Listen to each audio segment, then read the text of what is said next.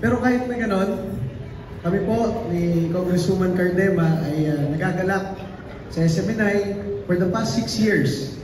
Ang aming kapartner ay ang SMNI.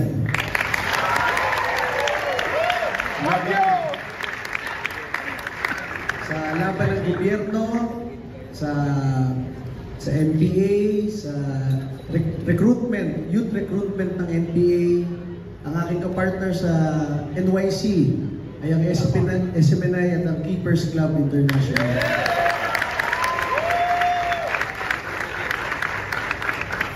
Nung magbobotohan ng franchise ng SMNI, actually, pinaalala ko kay na Congresswoman Cardema, sabi ko, paalala nyo sa akin kung kailan yung sa SMNI. Tapos, Monday yun, nagpo-voting na yung mga congressman, pero naging Tuesday, naging Thursday, naging Wednesday, tinawagan ko pa si Kong Pulong Duterte. Sabi ko, boss, bumoto kami kanina, nagpalista na kami ng boto sa SMNI, baka makalimutan nyo. Tapos noong Tuesday, si Kong Pulong sumama. Noong natapos yung botohan, 4 lamang kami na bumoto for SMNI.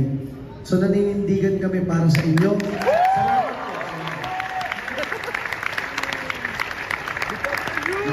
Nakita niyo naman ang karamihan ng mga kongresista na karamihan sa kanila nakaganito buong 6 na taon nung biglang nagpalit ng ihip ng hangin, biglang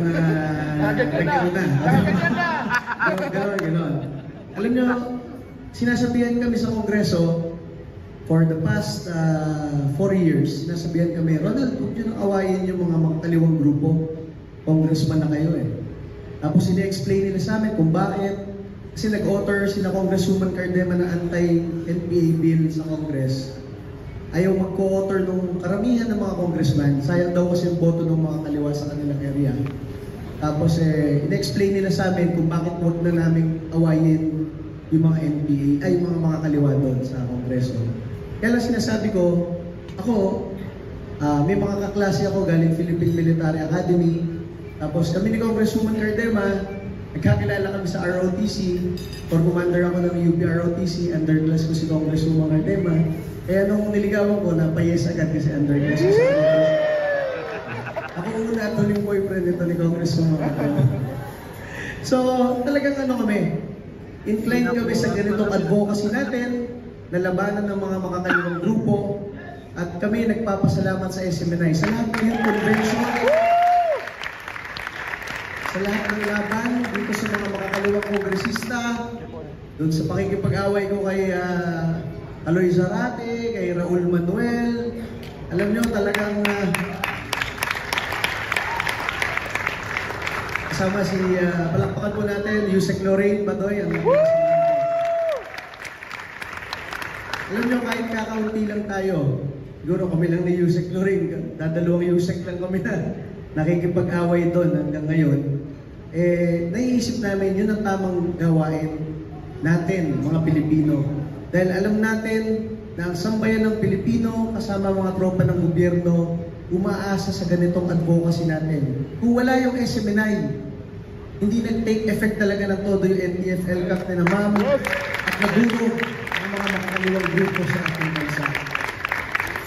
Kaya alam niyo, sinasabihan kami sa Kongreso na umattend kami ng bagong Pilipinas Servicio Fair. 29 events na yon. Sinabihan kami, attend lang kami, meron daw something. Alam nyo, ang attendance namin doon, 0. Hindi kami umattend sa kahit anong imbitasyon. Dahil kami ay naninindigan sa ating pinaglalaban. Ano pinaglalaban natin? Naglalaban natin ang katotohanan. Truth that matters. Yes! Diba? At ang katotohanan dyan, gusto ng mga Pilipino, matapos na itong mga New People's Army, durugin sila. At isa lamang ang channel, ang TV outlet na nagsisiwalat sa kanila, SMNI.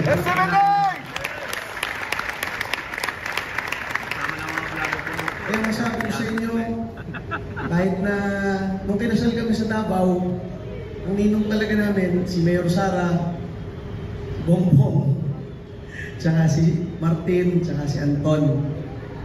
Kung nanahimik lang kami sa Kongreso, kung nag-side lang kami sa grupo-grupo ng mga kongresistang nagsisipsipan doon, diba? Siguro binibigyan na kami ng malalaking pondo. Kaya lang hindi namin matiis makita si Rodrigo Duterte na naglingkod ng maayos sa ating bansa. Naiiwanan natin ng ganun-ganun na lamang isang magandang Pilipino na nag-alay ng kanyang mga huling taon sa buhay para paglingkuran ang sambayan ng Pilipino, proteksyonan tayo lahat. At kayo, SMNI, kayo ang nagpakita nun sa sambayan ng Pilipino ng pagmamahal ng Pangulong Duterte sa ating bansa.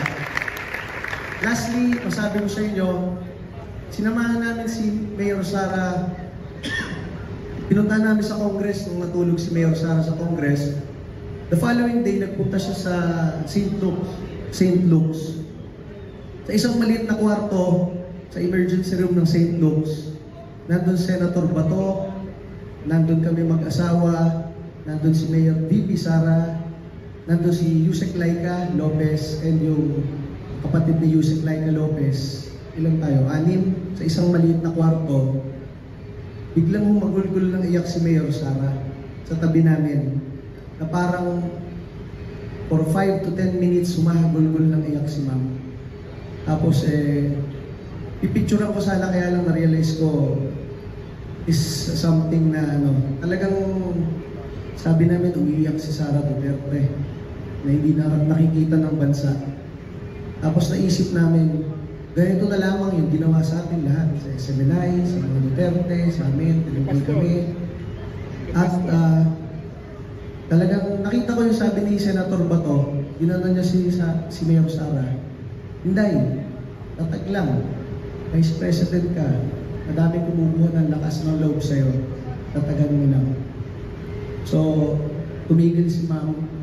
Tapos na-realize ko, yun talaga ang tema ng ating 2024. Mula sa sabi ni Pastor Nibuloy, matatag lang, isang matatag na Pasko. At sa tingin ko, tayo ang pinakamatatag dito sa Pilipinas.